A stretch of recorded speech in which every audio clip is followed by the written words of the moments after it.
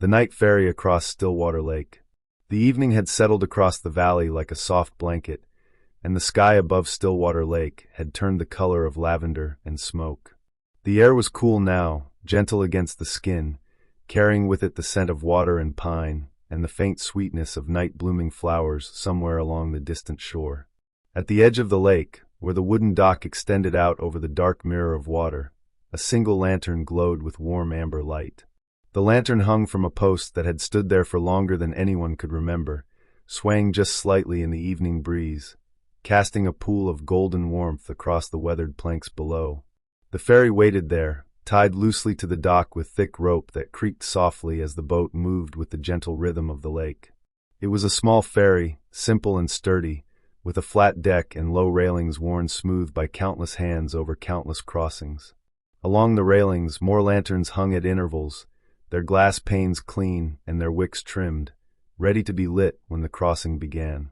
The water beneath the dock was so still that it looked like dark glass, reflecting the first stars that had begun to appear in the deepening sky.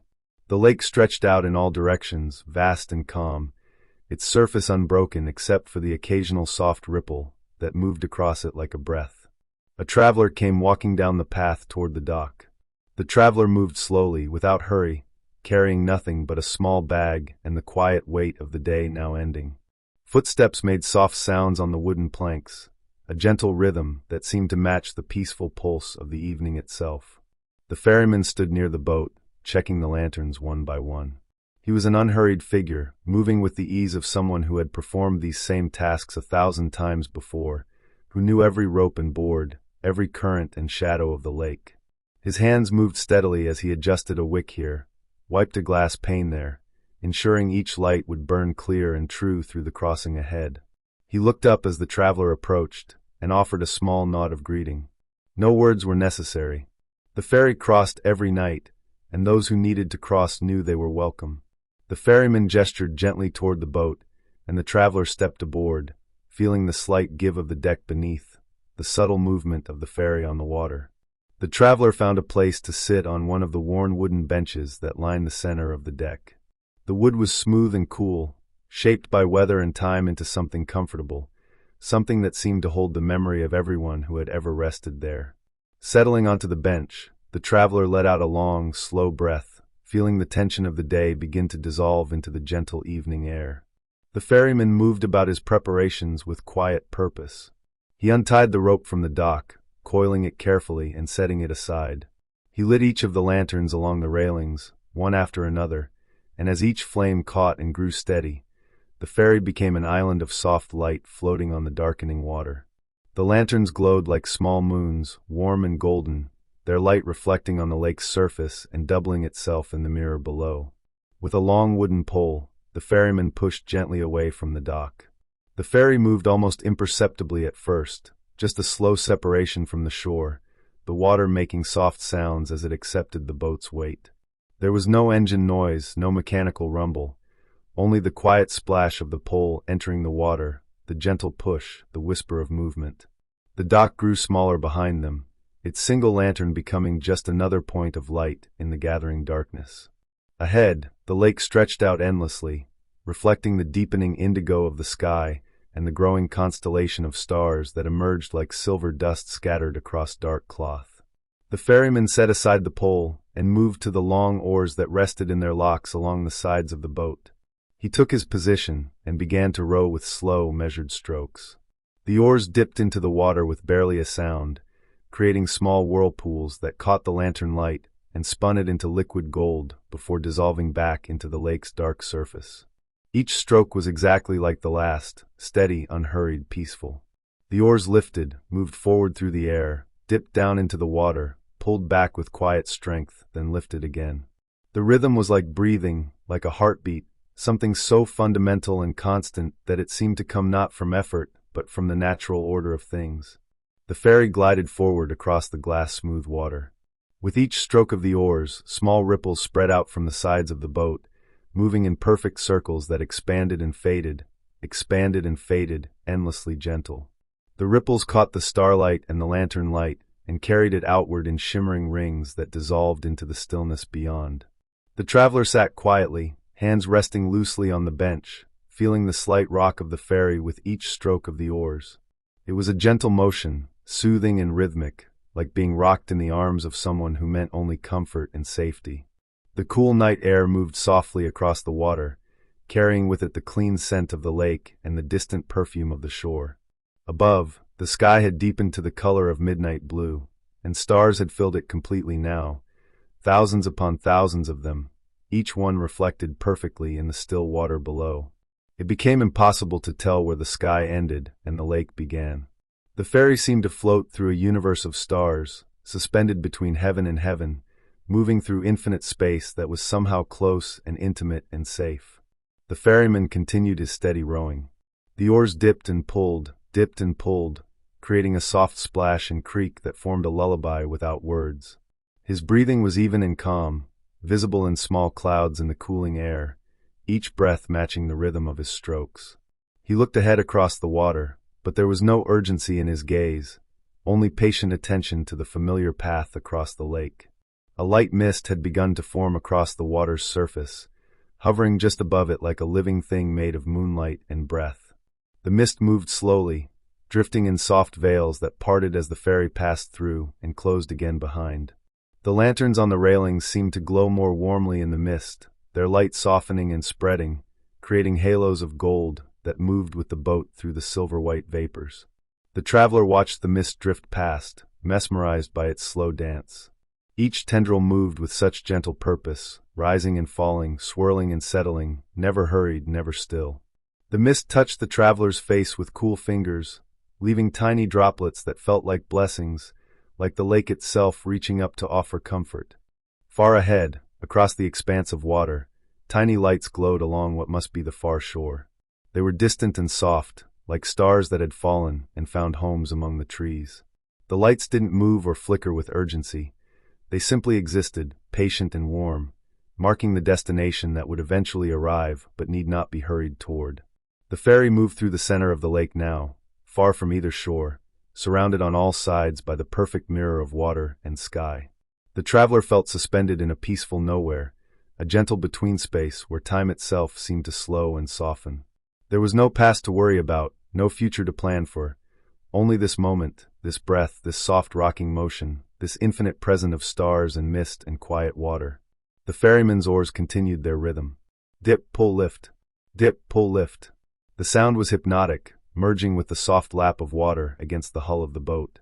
The hull made gentle wooden sounds as it moved through the lake, small creaks and sighs that spoke of the boat's long service, its many crossings, its deep familiarity with these waters.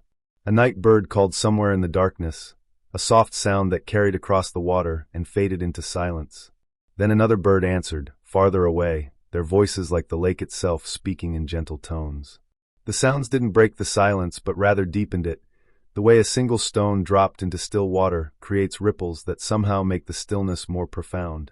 The traveler's breathing had slowed to match the rhythm of the oars. Each breath came deep and easy, filling the lungs with the clean night air and releasing it slowly, completely, without effort. The bench beneath felt more comfortable now, as if the wood had warmed to match the body's temperature, as if the ferry itself was adjusting to provide perfect rest. The moon had risen now, huge and pale on the horizon, its light spilling across the water like liquid silver. The moon's reflection in the lake was a twin moon, equally bright, creating a path of light that stretched from one horizon to the other. The ferry crossed through this moon path, and for a time the traveler and ferryman and boat were all bathed in silver light, transformed into something between dream and reality. In the moonlight, the mist became luminous, glowing with soft radiance as it drifted across the water.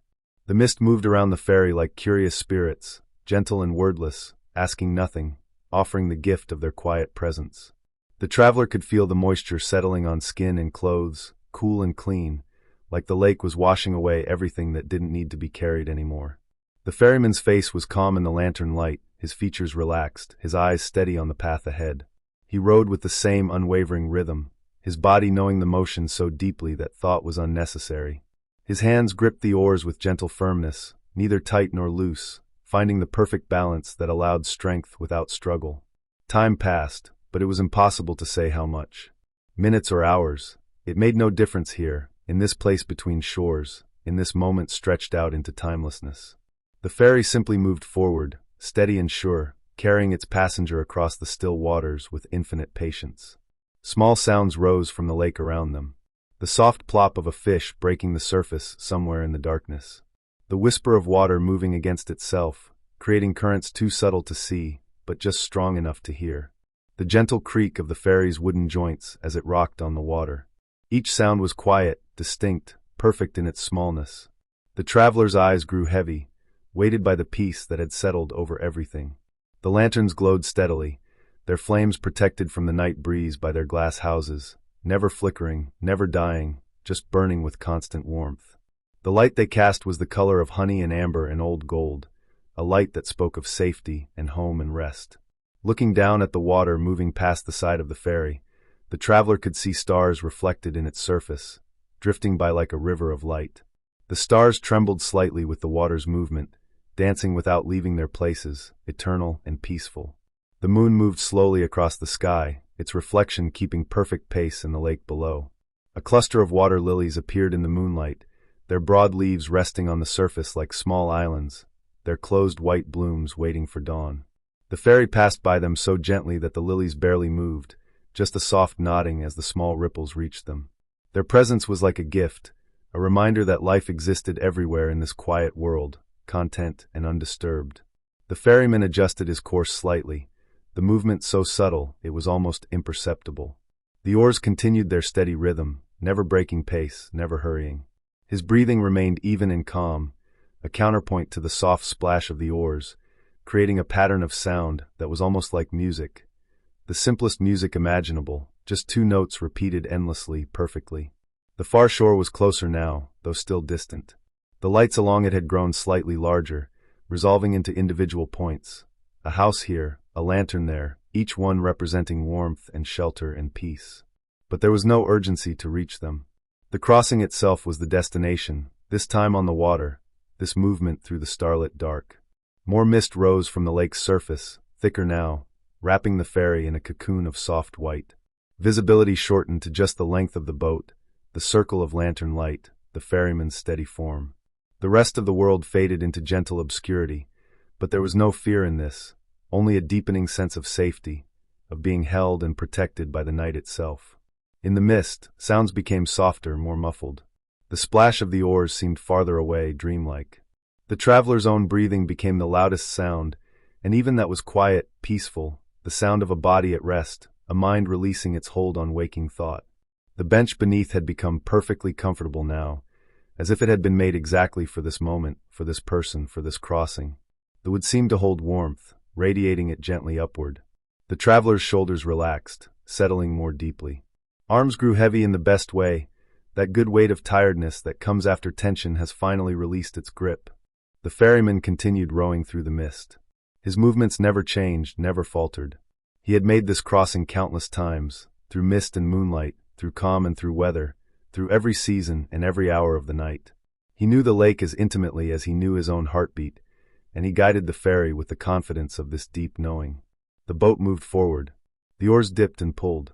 The water whispered against the hull. The lanterns glowed steadily. The stars watched from above and below. Time continued its slow, peaceful flow, like honey poured from a jar, like sand through the narrowest hourglass, like water itself moving across the lake's bed, invisible and constant.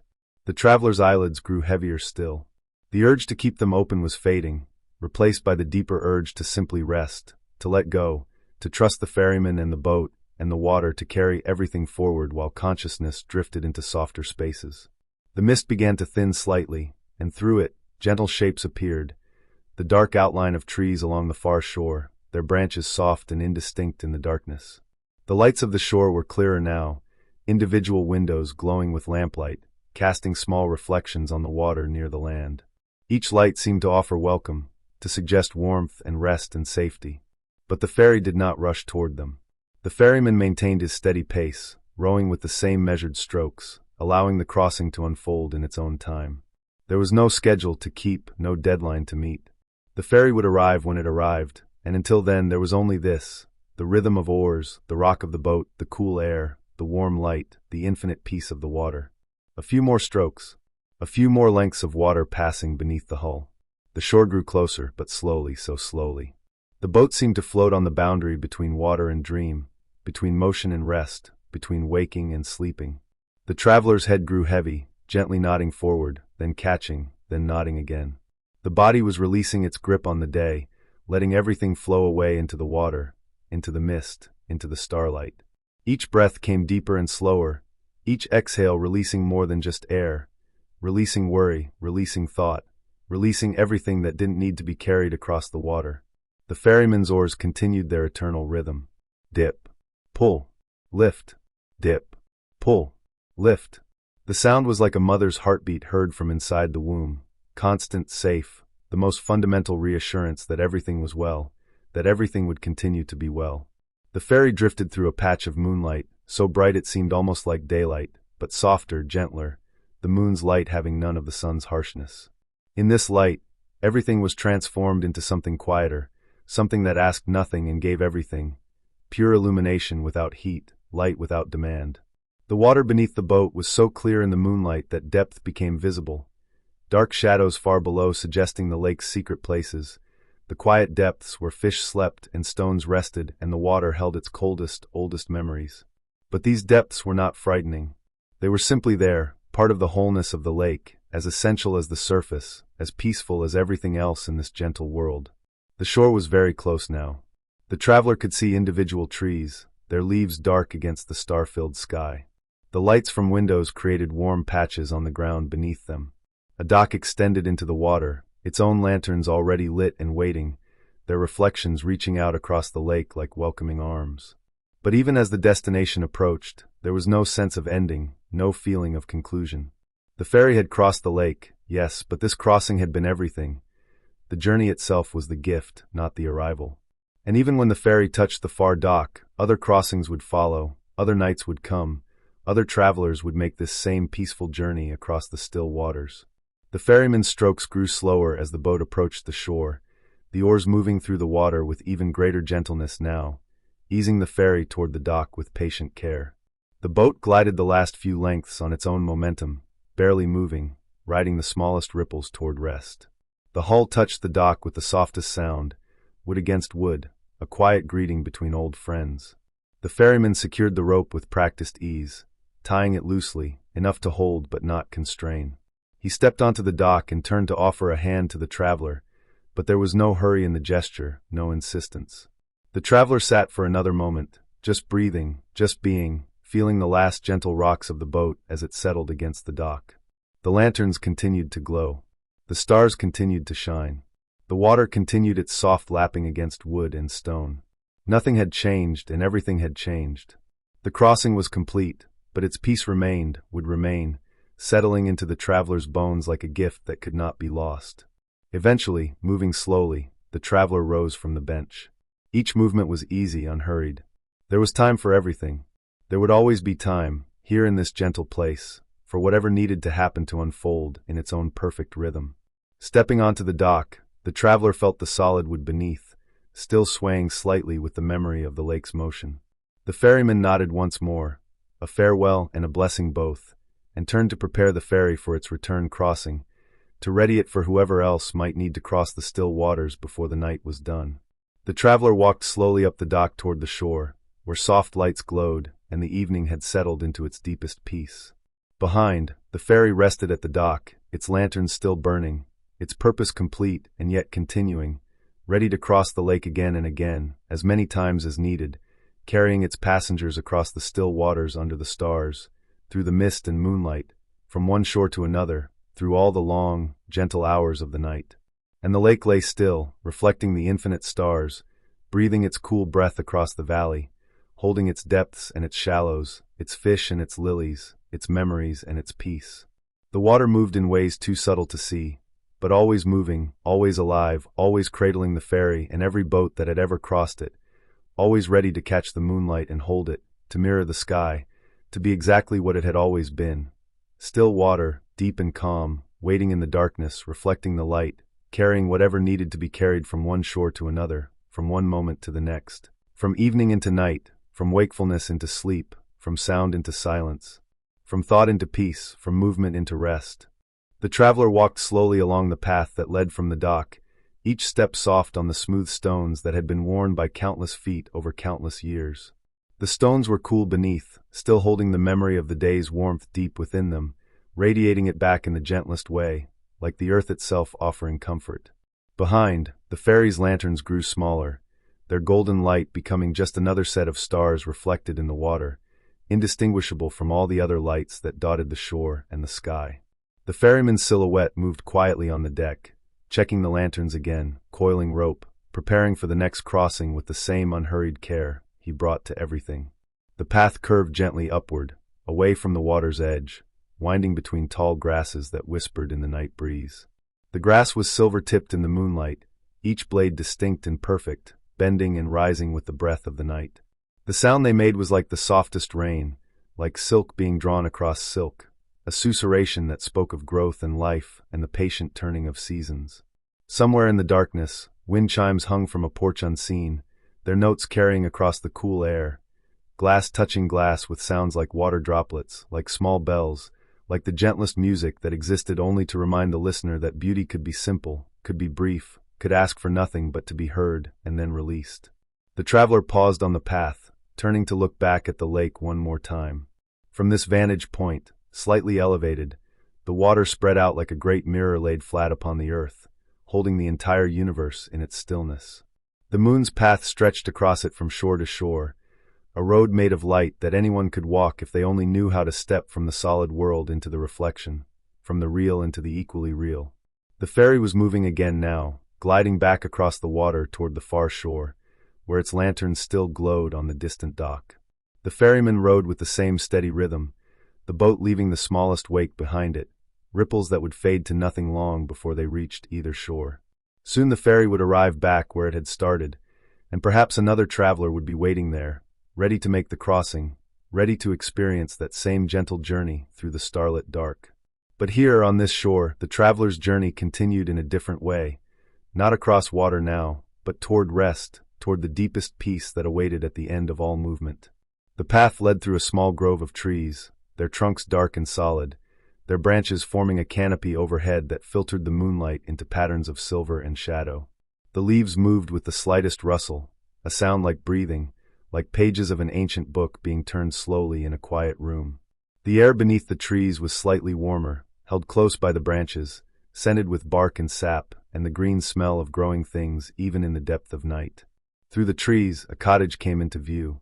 It was small and simple, its walls pale in the moonlight, its windows glowing with the warm gold of lamplight within. A stone chimney rose from the roof, and from it came the thinnest wisp of smoke, rising straight up into the still air, visible only as a slight disturbance in the field of stars beyond it. The cottage sat in a clearing surrounded by the same tall grasses that lined the path, and around it grew night-blooming flowers that filled the air with their sweet perfume. Jasmine and moonflower and night-scented stock, their white petals luminous in the darkness, their fragrance a gift offered freely to anyone who passed. A small porch fronted the cottage, and on it sat a wooden rocking chair, its runners worn smooth by years of use, its seat curved to the shape of rest. The chair moved slightly in the breeze, rocking with no one in it, patient and ready, keeping a gentle rhythm all its own. The traveler approached the cottage slowly, feet barely making sound on the soft earth. There was no hurry even now. The cottage had been here before the traveler arrived, and would be here long after. It existed in a kind of eternal present, always ready to offer shelter, always prepared to be exactly what was needed. The door stood slightly ajar, and warm light spilled through the opening, creating a golden rectangle on the porch floor. The traveler paused at the threshold, one hand resting lightly on the doorframe, feeling the smoothness of the wood, the slight warmth it held from the lamp within. Inside, the cottage was a single room, simple and complete. A stone fireplace held the smallest fire, just enough to keep the night's chill at bay, just enough to create the soft crackling sounds that spoke of comfort and home. The flames were lazy, barely moving, content to burn at their own pace, to consume the wood grain by grain, hour by hour, without urgency or haste. Against one wall stood a bed, covered with quilts that had been made by careful hands, stitched in patterns of moons and stars and water, colors of indigo and silver and the palest blue. The quilts looked soft and heavy, the kind that would settle over a body with gentle weight, that would hold warmth without trapping it, that would invite sleep the way the lake had invited the ferry, with patience, with certainty, with absolute peace.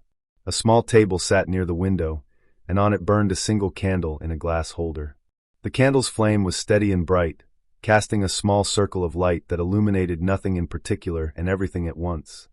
The worn wood of the table, the glass that held the flame, the window beyond which the night continued its slow, peaceful unfolding. The traveler moved into the room, each step a letting go, each breath a release. The stone floor was covered with woven rugs, soft beneath the feet, muffling sound until the only sounds were the crackling of the small fire and the soft whisper of breath and the distant, ever-present murmur of the lake. At the window, the traveler paused to look out once more. The lake was visible from here, a sliver of silver between the trees, still and perfect. The moon had risen higher now, smaller but brighter, and its light made the world into something from a dream. Everything softened, everything gentled, everything transformed into its quietest, most peaceful form. The ferry was halfway across the lake again, its lanterns like fireflies suspended over the water. The traveler watched it for a moment, feeling a kinship with that small boat and its patient ferryman, both of them dedicated to the same endless task, crossing and recrossing, carrying what needed to be carried, providing passage through the dark hours, offering the gift of their steady, reliable presence. The bed waited. The quilts seemed to call without voice, to promise rest without words. The traveler turned from the window, leaving the candle burning. It would burn for hours yet, through the deepest part of the night, a small beacon of light for anyone who might need it, for anything that moved through the darkness seeking comfort or direction. Sitting on the edge of the bed, the traveler felt the mattress give slightly, felt it adjust and accept and support. The quilts were as soft as they had looked, their weight perfect, their warmth already present as if the bed itself had been preparing for this moment, heating itself slowly, making ready for rest. The traveler lay back, and the pillow received the weight of the head with perfect softness, neither too firm nor too yielding, shaped by time and used into exactly the right form. The body settled into the bed, each muscle releasing its hold, each joint softening, each part of the physical self accepting that it was safe now, that it could rest, that nothing more was required of it this night. The quilts were drawn up, their weight settling across shoulders and chest and legs, creating a cocoon of warmth and comfort. The fabric smelled faintly of lavender and fresh air, and the particular scent that comes from things that have been well cared for, that have been folded and stored with sachets and love and attention. From the bed, through the window, the slice of lake was still visible. The water continued its eternal stillness, reflecting everything, holding everything, cradling the moon's light and the stars' light and the light from the ferry's lanterns. The lake breathed with the earth's breathing, rising and falling by increments too small to measure, present and patient and perfectly at peace. The fire crackled softly. A log settled in the grate with the gentlest sound, sending up a small shower of sparks that glowed orange for a moment before fading to nothing. The warmth from the fire spread through the room in invisible waves, touching everything, asking nothing in return, simply being what fire was meant to be, light and warmth, and the particular comfort that comes from controlled flame. The traveler's breathing had slowed even more now, deepened, each breath coming from far down in the lungs, each exhale complete and thorough.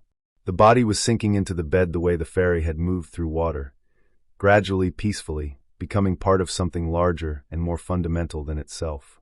Outside, the night continued its slow procession toward dawn, though dawn was still hours away, so far in the future that it might as well not exist. There was only now, this moment, this breath, this warmth, this softness, this peace that had settled over everything like the mist had settled over the lake, completely, gently, without force or insistence. The candle on the table burned steadily.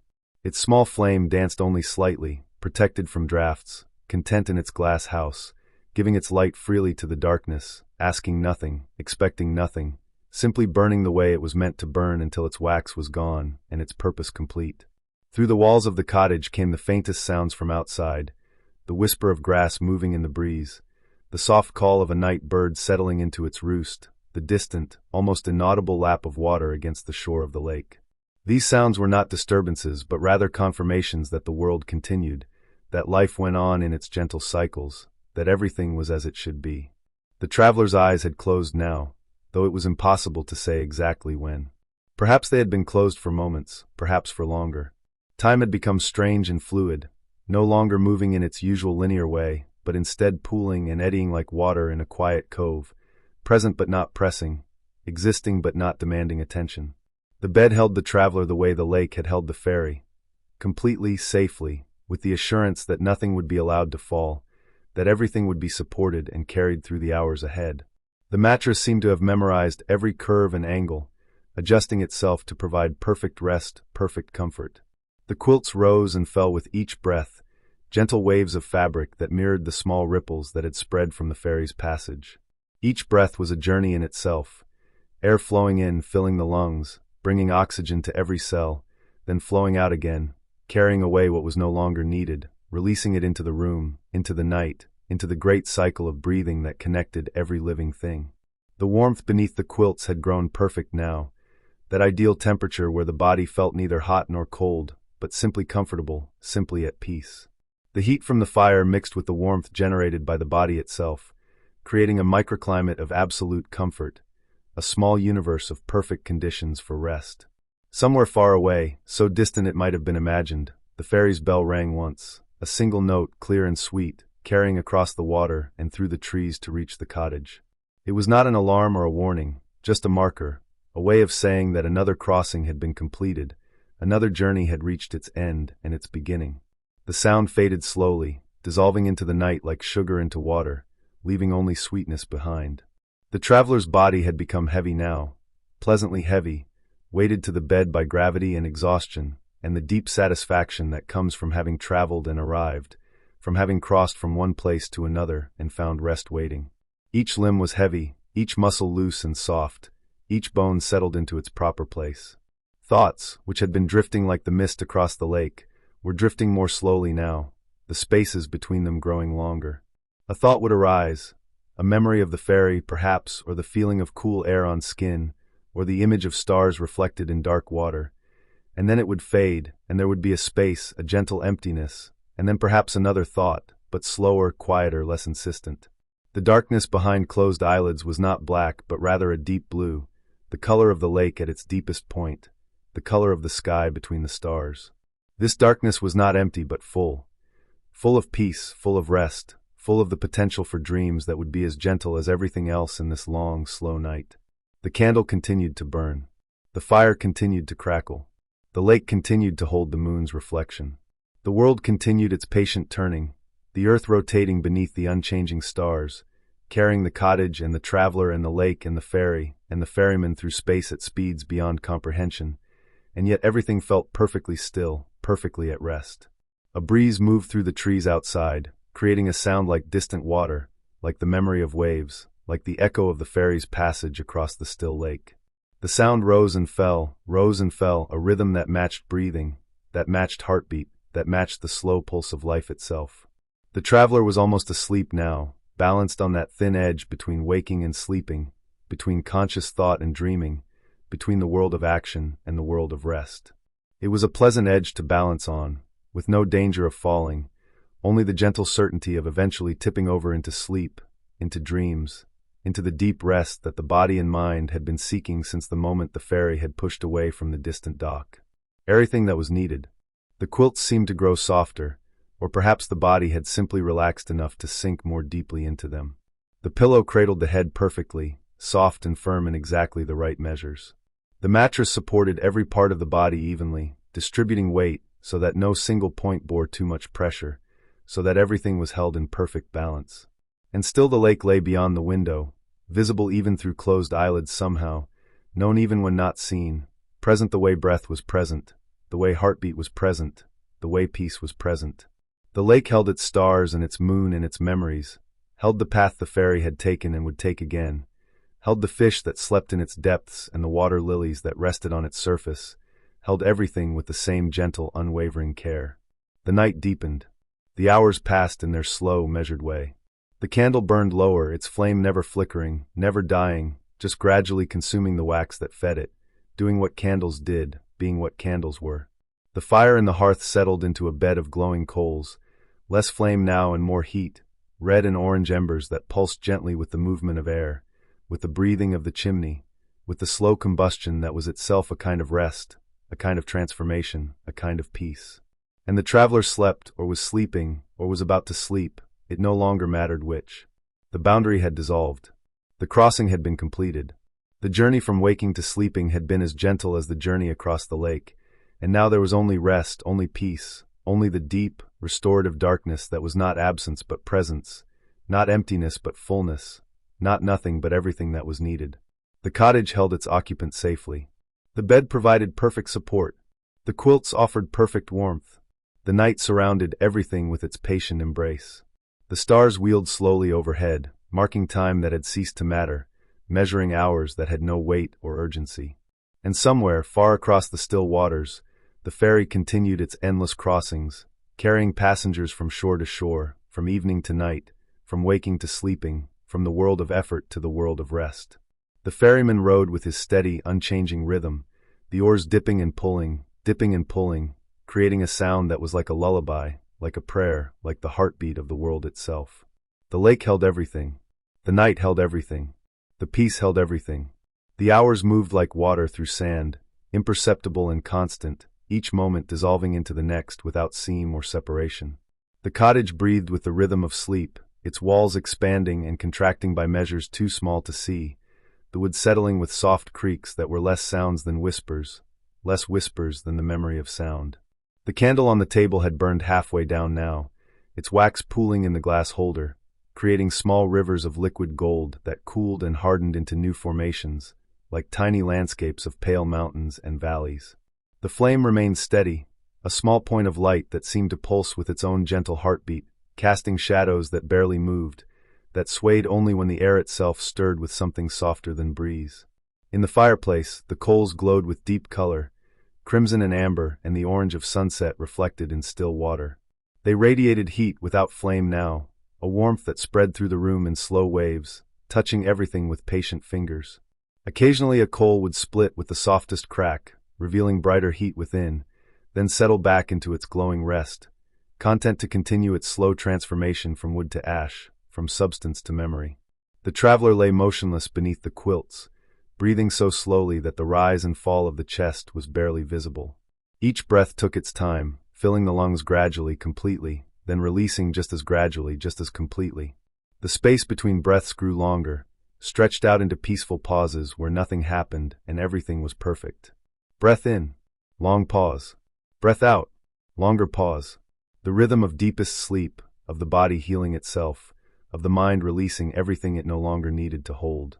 Through the window, the moon had traveled across the sky, no longer where it had been, now somewhere else in its patient arc above the lake. The angle of its light had changed, and where before it had fallen across the floor near the door, now it fell across the foot of the bed, creating a rectangle of silver that seemed more solid than light, more present than absence. Dust motes drifted through this moonbeam, tiny particles caught in the light, floating without direction, without purpose, simply existing in their slow dance through space. The lake beyond the trees had changed its aspect with the moon's movement. The path of light across its surface had shifted, now stretching from a different point on the far shore to a different point on this shore, creating a new road of silver, a new invitation to those who might walk on light, who might step from the solid world into the world of reflection, and find it just as real, just as solid, just as true. The ferry had made several crossings since the traveler had entered the cottage. Each time it had departed from one shore and arrived at another, carrying its passengers, some who climbed aboard with the weight of the day upon them, some who descended with that weight transformed into the lightness of rest. The ferryman had rowed each crossing with the same unwavering rhythm, his hands on the oars as steady as the turning of the earth itself, his presence on the water as constant as the water itself. Now the ferry rested at the far dock, the dock from which the traveler had originally departed. Its lanterns still glowed, though their light seemed softer now, gentler, as if even they were growing tired in the way that light grows tired, burning with the same brightness, but somehow more peacefully, more quietly. The ferryman sat on his bench, hands resting on his knees, looking out across the water, waiting with the patience of stone, of wood, of water itself. A few night fishermen stood on the dock with their poles, their lines disappearing into the dark water, waiting for fish that may or may not come. They stood still as statues, barely moving, their presence marked only by the small red glows of their lanterns, by the occasional soft splash of water against the dock's pilings. They were not fishing for food or sport, but for the act itself, for the meditation of standing still in the night, for the gift of having a reason to be present in this peaceful darkness. One of them had caught something, not a fish, but the feeling that sometimes comes in the deep hours of the night, the sense that the world has turned inside out, and what had been hidden is now visible. What had been visible is now hidden, and everything is exactly as it should be. He would remember this feeling long after the night had ended, long after he had returned to his own bed, and it would sustain him through days of noise and hurry and brightness. In the cottage, the traveler's body had entered the deepest phase of sleep, the stage where restoration happened at the cellular level, where the day's small damages were repaired, where the mind sorted through its experiences and filed them away, keeping what was needed, releasing what was not. This was the sleep that healed, that renewed, that made waking possible again. Without this deep rest, the body would slowly break down, the mind would slowly lose its coherence. But here, now, beneath the quilts, the traveler's body performed its miracles of self-repair, working silently and efficiently, asking for nothing but this time, this darkness, this peace. Dreams came and went like fish rising to a pond's surface, brief glimpses of silver, flashes of movement, gone before they could be fully seen. A dream of water, perhaps. A dream of lantern light reflected in ripples. A dream of stars so numerous they filled not just the sky but the earth, growing from the ground like flowers. These dreams had no narrative, no beginning or middle or end. They were simply experiences, wordless and complete, offering their brief gifts of image and feeling before dissolving back into the deeper darkness from which they came. The night birds had grown quiet now. It was the hour when even nocturnal creatures paused in their activities, when the boundary between night and approaching dawn created a space of deep stillness, of waiting, of held breath. The owls had finished their hunting and roosted in the high branches. The nightingales had sung their songs and now rested their throats. Even the insects had quieted their chirping, their buzzing, their constant conversation with the darkness. Only the lake remained active, but its activity was the activity of stillness itself. The slow currents deep beneath the surface, the patient lapping of water against shore, the subtle movement of temperature layers mixing and separating. The lake was most itself in these hours, least influenced by wind or boat or the disturbance of daylight. It settled into its bed of earth and stone, becoming pure reflection, pure receptiveness, pure peace. The cottage stood in its clearing like a ship anchored in a sea of grass and darkness. Its walls held the warmth within, held the sleeping traveler, held the small sounds of settling wood and dying fire. The roof kept out the vast sky, creating a boundary between the infinite and the intimate, between the universe and this small space of rest. The windows framed portions of the night, making art of the darkness, making poetry of the emptiness. On the small table, the candle had burned lower still. Its flame was smaller now, but no less steady, no less bright. It had consumed half its wax and would consume the other half before the night was through, but it did not hurry toward this end. It burned moment by moment, each moment complete in itself, each moment all the time that existed or mattered. The flame knew nothing of past or future, only the eternal present of burning, of transforming wax to light, of being exactly what it was. The quilts had shifted slightly with the traveler's movements during sleep, those small unconscious adjustments the body makes to stay comfortable, to redistribute weight, to respond to changing temperature. But these movements were minimal, gentle, the body so deeply at rest that even its adjustments were restful, were part of the larger rest rather than disturbances of it. The pillow had taken on the warmth of the head that rested upon it, and this warmth was held by the fabric and the filling, creating a microclimate of perfect temperature against the skin. The pillowcase was soft against the cheek, worn smooth by many washings, by many nights of use, carrying in its fibers the memory of all the sleepers who had rested there before, all of them now connected through this simple object, this common tool of rest.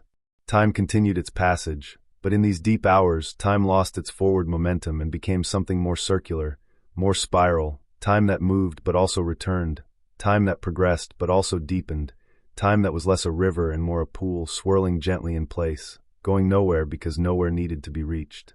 Far across the lake, on the opposite shore, other cottages stood with their own windows glowing, their own sleepers resting beneath their own quilts.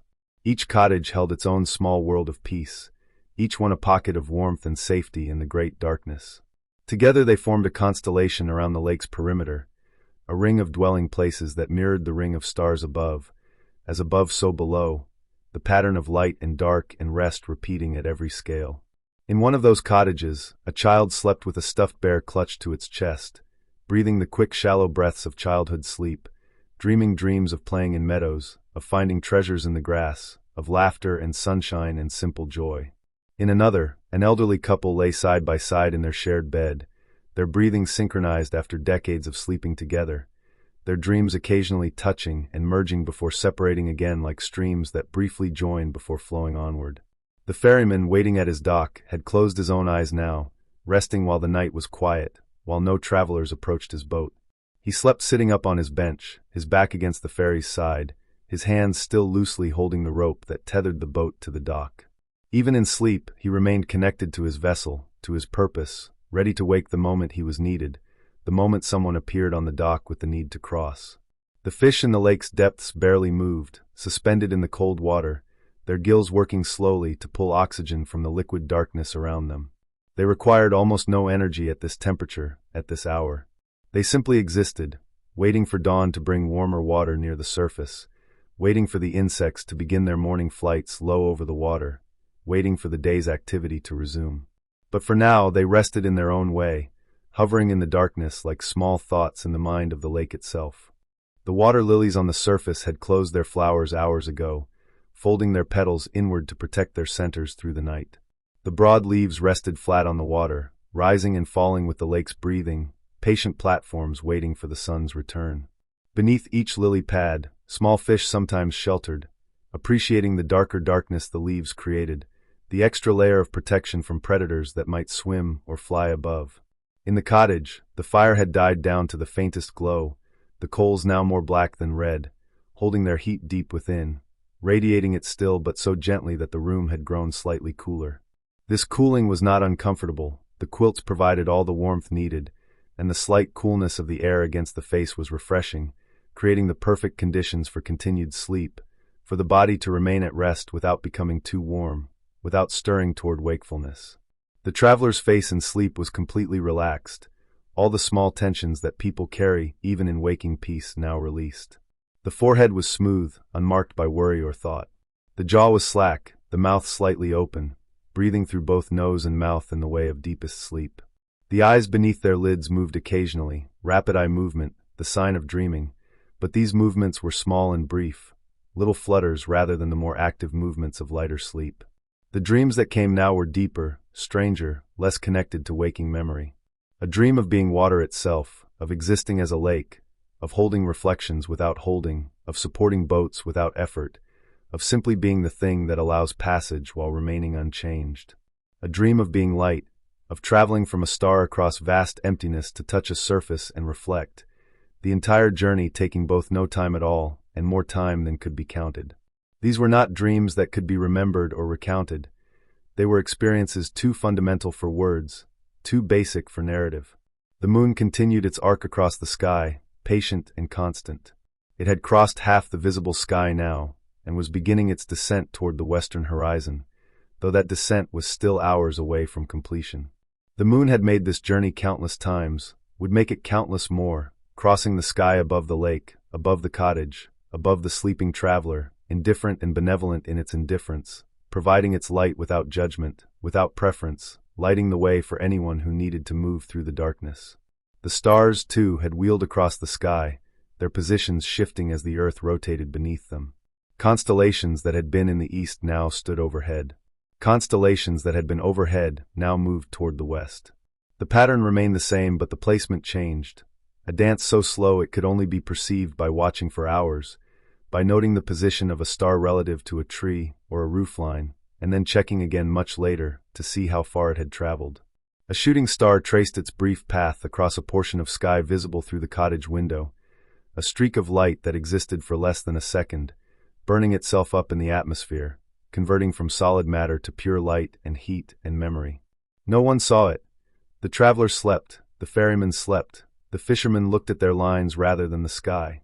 The shooting star's passage went unwitnessed except by the universe itself, which witnessed everything with perfect attention and perfect forgetfulness, holding all moments equally and releasing them all just as equally.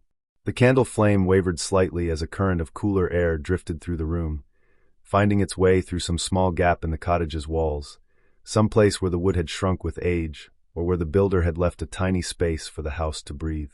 The flame bent to one side, recovered, burned straight again.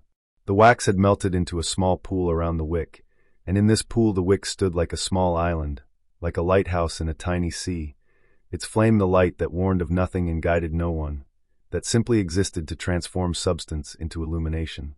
The quilts rose and fell with the traveler's breathing, gentle waves of fabric that caught the moonlight and the candlelight and seemed to glow from within, as if they had absorbed light all day and were now releasing it slowly back into the night. The patterns stitched into them, moons and stars and water, seemed to move in the shifting light, seemed almost alive, seemed to be part of the larger story the night was telling, the story of cycles and repetition, of patterns that repeated because they were true, because they worked, because they had always worked and would always work. The room smelled of wood smoke and candle wax and the particular scent of old wool and cotton, of fabric that had been cleaned and dried in sunshine, that had been stored with lavender and cedar, that carried within its fibers the memory of many washings, many uses, many nights of providing comfort and warmth. These scents mixed with the smell of the night air that seeped through the walls, the scent of grass and water and distance, creating an atmosphere that was both interior and exterior, both protected and part of the larger world. Outside, the grasses moved in waves, pushed by breezes too gentle to be called wind, creating patterns across the meadow that resembled the patterns of ripples on water, as if the earth and the lake were made of the same substance, as if everything flowed even when it appeared solid, even when it seemed still. The grass stems bent and rose, each one responding to the air's movement in its own way, each one part of the larger pattern, but also individual, also unique. Somewhere in the distance, a fox crossed the meadow, its paws making no sound in the soft grass, its body a darker shadow moving through shadows. It paused to listen, ears swiveling to catch any sound of prey or danger, then continued on its way, intent on its own business, its own hunt, its own journey through the night. It passed by the cottage without interest. The cottage was not part of the fox's world except as a landmark, as a shape to navigate around, as a presence neither threatening nor promising. The lake held everything in its stillness, the reflections of stars and moon, the memory of the ferry's passage, the fish sleeping in its depths, the water lilies resting on its surface, the small waves that lapped against its shores. The lake was patient beyond human understanding, had been there for thousands of years, and would be there for thousands more, had seen ice ages come and go, had seen forests rise and fall, had seen countless travelers cross its surface in countless boats, and through all of it, the lake remained itself, water in a basin of stone, reflecting what was above, supporting what floated upon it, holding what swam within it. In the cottage, the traveler slept on, the body cycling through its stages of sleep. Deep sleep, lighter sleep, deep sleep again, each stage serving its purpose, each stage necessary for true rest. The muscles had released every trace of tension now. The mind had sorted through the day's experiences and filed them appropriately, keeping what needed to be kept, releasing what could be released. The breath continued its slow rhythm, sometimes through the nose, sometimes through the mouth, sometimes both, the body choosing what it needed without conscious thought, without effort.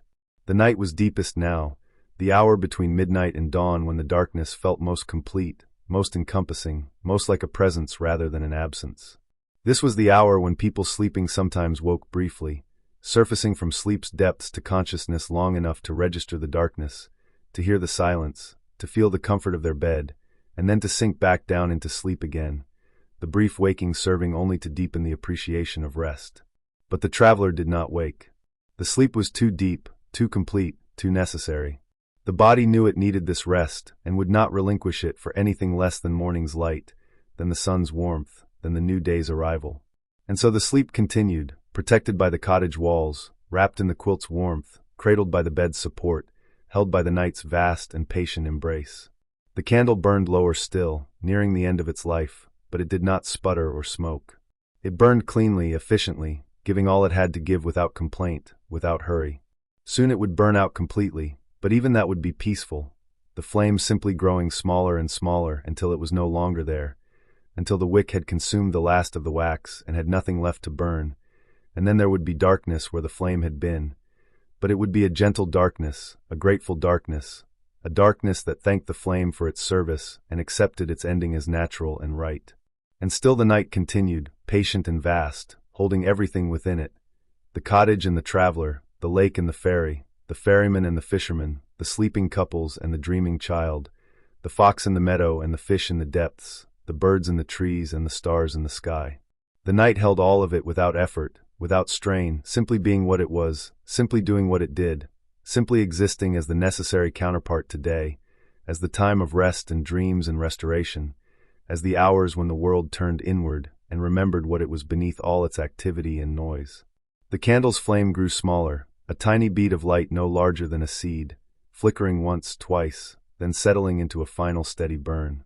The pool of wax around it had grown shallow, nearly consumed, and the wick stood barely visible above the liquid surface.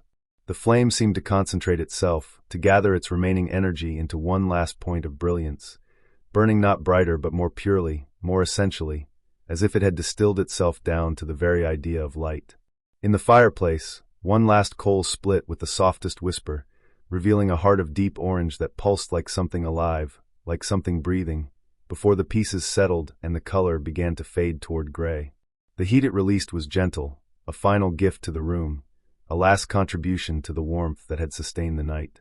Soon the fireplace would hold only ash, only the memory of fire, but even that would be warm for hours yet, holding heat in its dusty softness the way stone holds the sun's warmth long after sunset. The traveler's breathing had become so slow, so deep, that minutes seemed to pass between breaths. Breath in, a slow tide rising, filling every part of the lungs from bottom to top, expanding the ribcage, lifting the chest beneath the quilts. A long pause, the body holding the oxygen, distributing it through the blood, feeding every cell, every tissue. Breath out, an even slower tide receding, releasing everything, emptying completely, the chest falling, the quilts settling. Another pause, longer now, the body resting even from breathing, existing in that space between breaths where nothing happens and everything is perfect. Through the window, the moon had traveled further across the sky, lower now, its light slanting at a more acute angle through the glass. The rectangle of moonlight on the floor had shifted, grown longer and narrower, stretching across the worn floorboards like a path, like an invitation, like a reminder that even in deepest rest, there were always paths forward, always ways to move when movement became necessary again. But not yet. Not for hours yet. The night still held its claim, still wrapped everything in its peaceful authority. Dawn was a concept only, a future so distant it might as well not exist. There was only now, only this darkness, only this deep and perfect rest. The lake outside had grown even stiller, if such a thing were possible. Its surface was like polished obsidian now, like dark glass, like a mirror made of night itself. The stars reflected in it were so clear, so perfect, that they seemed to have more substance than the stars above, seemed to be the real stars while the ones in the sky were merely reflections. The boundary between water and air had become invisible, and the lake seemed to extend upward forever, to be bottomless in both directions, to contain infinity in its dark embrace. At the ferry dock, the ferryman stirred slightly in his sleep, shifting his weight, his hand tightening briefly on the rope before relaxing again. He was dreaming of water, of crossing and recrossing, of the oar's rhythm that was so much a part of him that it continued even in sleep. In his dream, the lake was made of light instead of water, and the ferry glided through brilliance, and the passengers who boarded were made of shadow and starlight, and everything was exactly the same as it always was except that it was also completely different, transformed by the strange logic of dreams into something both familiar and impossible. One of the night fishermen had caught something, a small perch, silver-scaled and cold from the deep water. He held it gently, worked the hook free from its mouth, and lowered it back into the lake, watching it hover for a moment in the lantern light before flicking its tail and disappearing into the darkness below. He had no need for the fish itself. What he needed was the catching and the releasing, the brief connection with something from the depths, the momentary joining of two worlds, the world above water and the world below, before they separated again into their proper spheres. In the cottage, the candle flame wavered one last time, shrank to the tiniest point, and then went out. There was no sound, no drama, just the absence of light where light had been. The darkness in that corner of the room deepened slightly, and the shadows shifted to fill the space the candlelight had held. But enough moonlight came through the window that the darkness was not complete, was not absolute. The room simply became quieter, more intimate, more night-like. The smoke from the extinguished wick rose in a thin line, carrying with it the scent of beeswax and burned cotton, a smell that was somehow comforting, that spoke of tasks completed, of purposes fulfilled. The quilts seemed to grow heavier as the night deepened, or perhaps the traveler simply sank more deeply into the mattress, the body becoming one with the bed, the distinction between sleeper and sleeping place growing less defined. The warmth beneath the covers was perfect now, a temperature that required no adjustment, no conscious awareness, just pure comfort that asked nothing and gave everything. A dream came, deeper than the others, more vivid. The traveler dreamed of floating on the lake's surface, not in a boat but simply resting on the water itself, which held the body the way the bed held it, with perfect support, with no effort required. The stars above and below were equally bright, equally distant, equally present. There was no sense of wet or cold, just support and presence and the slow drift across the mirror-smooth surface. And in the dream, the lake whispered, not in words but in a language older than words, in the language of water and stone, of current and depth, of reflection and stillness. The dream said, "Rest. You are held. You are safe. Let go." And the dreaming traveler let go more deeply, released even the subtle tensions that had remained, the tiny holdings on that persist even in deepest sleep. Released and was held. Released and was supported. Released and found that nothing was lost in the releasing, that everything needed was still there, would always be there, that letting go was not loss but liberation. Outside, the fox had caught a mouse in the tall grass and eaten it quickly, efficiently, without ceremony. Now it sat at the edge of the clearing, tongue lolling slightly, satisfied and alert, watching the cottage with eyes that reflected the moonlight like small coins. The fox understood rest in its own way, brief, light, always ready to become motion again. But it respected the deeper rest happening within the cottage walls, recognized it as something beyond its own experience, something that belonged to the human world with its longer sleeps, its deeper dreams, its more complete surrenders to the night.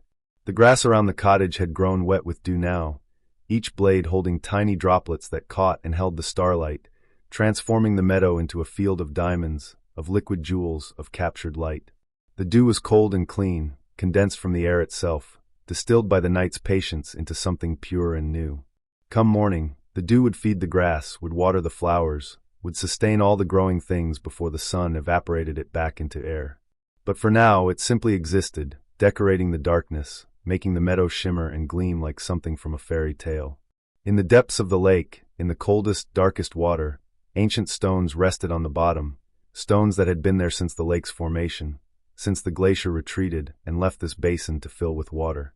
These stones knew nothing of the surface world, of moonlight and fairies and sleeping travelers. They existed in permanent darkness, in permanent cold, in permanent pressure, and they were content.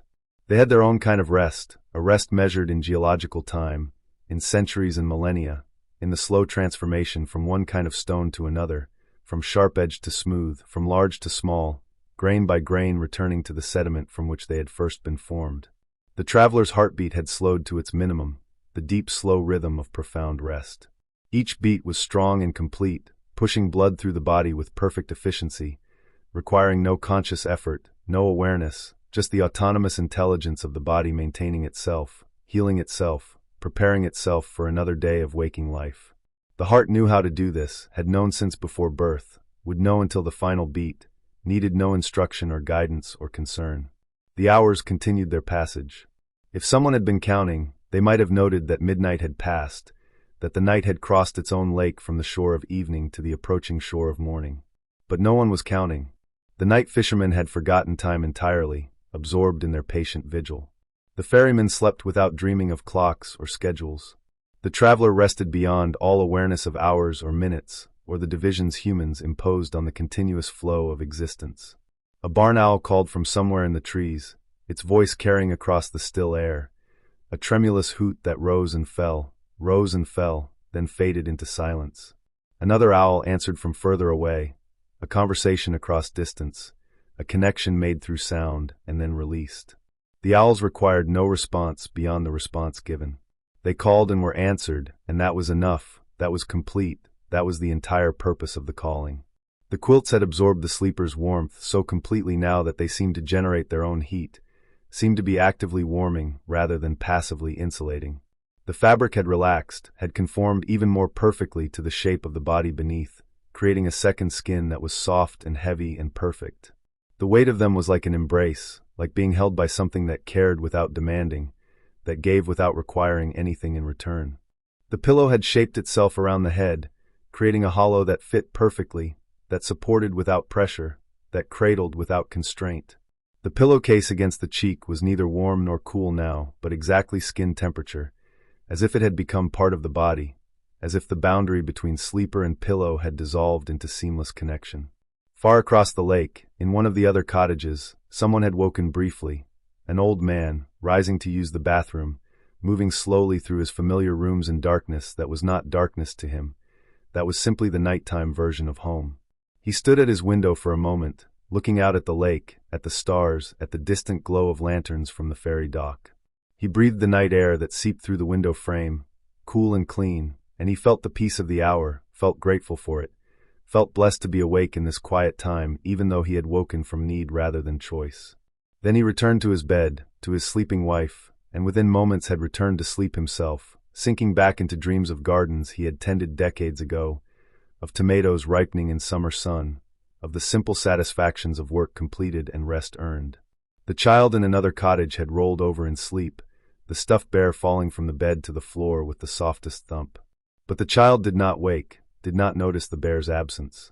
The sleep of childhood was different, deeper in some ways, lighter in others, filled with more vivid dreams, more rapid movement between sleep stages.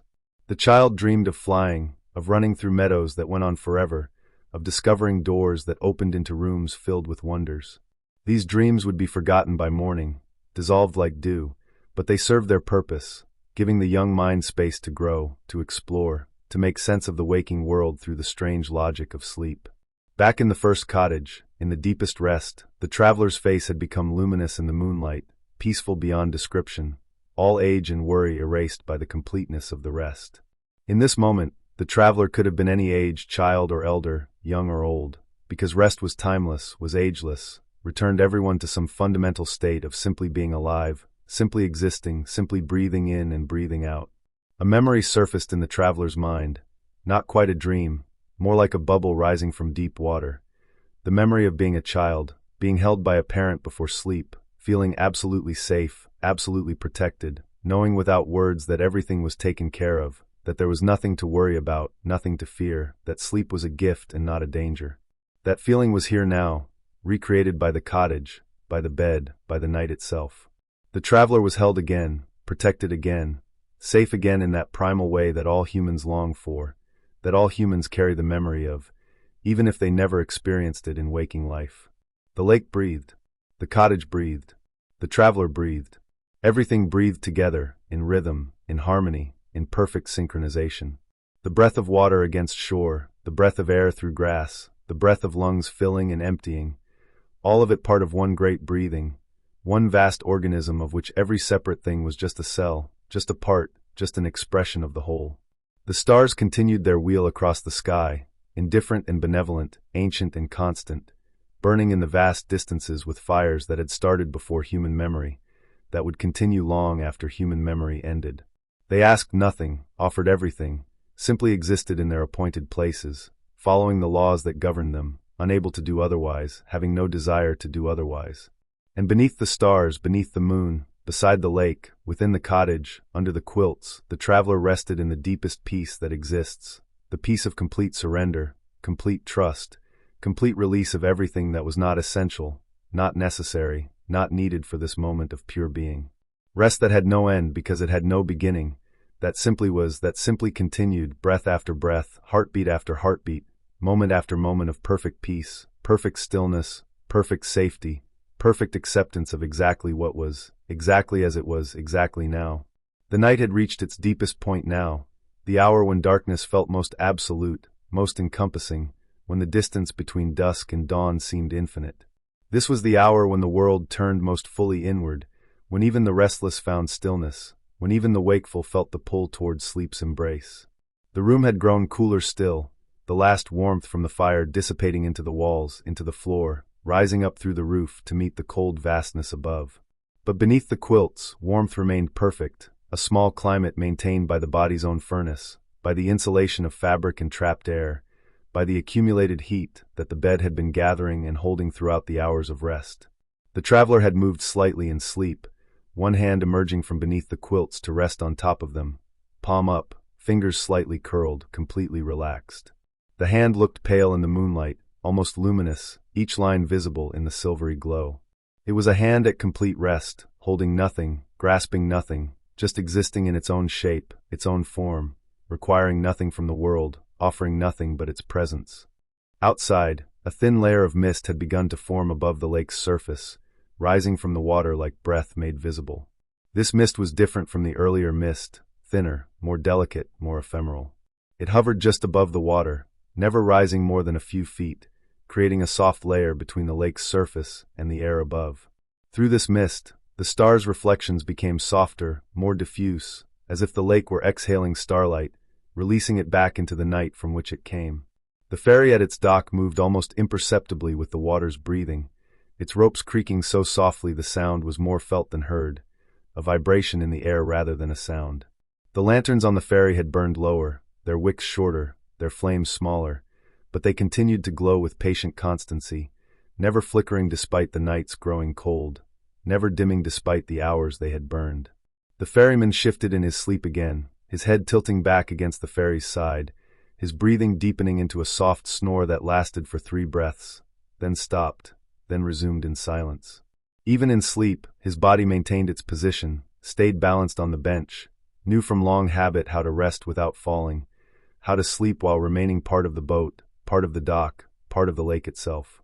In the cottage, the moonlight had crept further across the floor, its rectangle now reaching almost to the bed, its silver glow touching the edge of a woven rug, illuminating the pattern there, circles within circles, spirals moving inward and outward simultaneously, a design that spoke of water's motion, of ripples spreading and returning, of the eternal patterns that repeated at every scale from the smallest drop to the largest ocean. The traveler's breathing had synchronized with some deeper rhythm now, some pulse that existed beneath the surface of consciousness, beneath awareness, beneath thought. It was the rhythm of the earth's turning, perhaps, or the rhythm of the lake's currents, or the rhythm of the stars' movement across the sky. Whatever it was, the traveler's body had found it and matched it, had become part of something larger than individual existence, had dissolved temporarily into the great pattern of which everything was a part. A dream came now, so subtle it was barely a dream at all, more a sensation than an image, more a feeling than a story. The sensation of sinking but not falling. Sinking the way a stone sinks through water, slowly, gently, with no fear, no resistance. Sinking through layers of darkness, each layer softer than the last, each layer more peaceful, more welcoming. Sinking toward the bottom but never reaching it, because there was no bottom, only deeper and deeper peace, deeper and deeper rest, deeper and deeper release of everything that was not this moment, not this breath, not this perfect surrender to the night's embrace. The quilt over the traveler's chest rose and fell, a gentle rhythm that would have been hypnotic to watch if anyone had been watching. But no one watched. The cottage held its vigil in silence, in darkness, asking nothing, simply being what it was, walls and roof and floor, a container for rest, a vessel for peace, a small space carved out of the vast night for the specific purpose of shelter, of safety, of sleep. Outside, the dew on the grass had grown heavier, the droplets larger, some of them sliding down the blades to fall to the earth below, making the softest sounds, tap, tap, tap, like tiny rain, like the beginning of music, like the night counting its own heartbeat in water. Each drop that fell was replaced by another, condensed from the air's moisture, from the breath of the lake, from the exhalation of all growing things. The fox had moved on, continuing its patrol of the meadow, its hunt, its nightly rounds. By now it was far from the cottage, perhaps at the lake's edge drinking the cold water, or perhaps in the forest beyond the meadow, threading through the trees in search of prey. The fox would hunt and rest, rest and hunt, all through the night, following its own rhythms, its own needs, its own ancient patterns of behavior that had been coded into its ancestors thousands of generations ago. In the lake's depths, a large fish stirred, rising slowly from the bottom where it had been resting in the mud and silt. It swam upward through the dark water, its fins barely moving, its body undulating with minimal effort. The fish had no destination, no purpose beyond the vague restlessness that sometimes came even in the deepest part of night. It swam through layers of different temperatures, through currents and still pools, through darkness that was total and complete, guided by senses that had nothing to do with sight, lateral lines that felt pressure changes, chemical receptors that tasted the water's composition, an internal compass that sensed the Earth's magnetic field. The fish rose until it was just beneath the surface, where the water was slightly warmer, where the moonlight penetrated enough to make the darkness less absolute.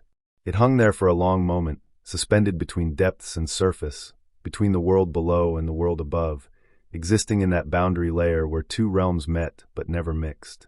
Then, with a slight adjustment of its fins, it began to sink again, returning to the depths, to the cold darkness, to its place on the bottom where it would remain until instinct or hunger moved it again. Back in the cottage, in the bed, the traveler's body had begun the slow process of shifting from the deepest sleep toward lighter stages, though true waking was still hours away. This was part of sleep's natural cycle, the movement between depths and shallows, between REM sleep and deep sleep, between dreams and dreamlessness. The traveler would cycle through these stages several more times before morning, each cycle serving its purpose, each one necessary for true rest, true restoration. A new dream began to form, rising from the unconscious like the fish had risen from the lake's depths. This dream had more structure than the others, more narrative. In it, the traveler was walking along the shore of the lake at dawn, though it was a dawn that never quite arrived, the light always in the state of just about to break, the sky always in the process of lightening but never becoming day. The traveler walked slowly, feet leaving no prints in the sand, moving without effort, without destination, simply walking for the sake of walking, for the meditation of motion. In the dream, the lake spoke again, but this time in words, or something like words, a voice that was somehow both heard and felt, both external and internal. The lake said, "You have crossed. You have arrived. But there is no difference between shores, no difference between here and there, no difference between crossing and being crossed. Everything is one journey. Everything is one arrival. Everything is home." And the dreaming traveler understood, though understanding it would dissolve upon waking, would become one of those dream insights that feel profound in the moment, but slip away like water through fingers when consciousness returns. But for now, in the dream, it was true, was known, was experienced as the deepest truth. The moon had reached the apex of its arc now, and had begun its descent toward the western horizon, though that descent would take hours yet to complete. The angle of moonlight through the window had changed again, shifted, the rectangle on the floor now touching the bed's edge, illuminating the quilt's hem, making the stitched patterns there visible, crescent moons and five-pointed stars and wavy lines that represented water, all rendered in thread that had been white once, but had mellowed to cream with age and washing.